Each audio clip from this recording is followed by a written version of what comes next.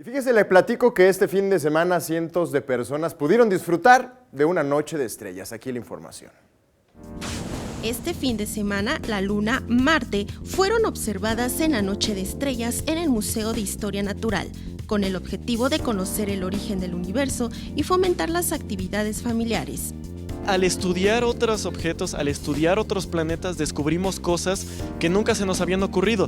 Por ejemplo, cuando nosotros estamos intentando innovar, por ejemplo, mantener a los astronautas en la estación espacial, necesitamos crear tecnología que no existe. Y resulta que al hacer eso, resulta que esa solución funciona aquí en la Tierra.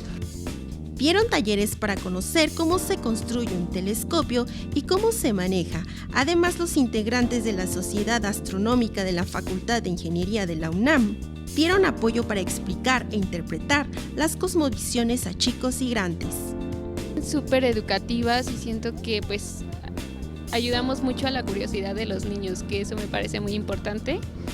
Y que pues va enfocado y te explican, te dicen cosas, te van explicando paso a paso para los que no saben nada y está bastante interesante.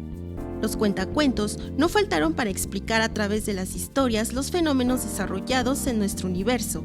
Estas muestras se realizaron en 90 sedes y participaron 200 instituciones educativas, culturales y de gobierno.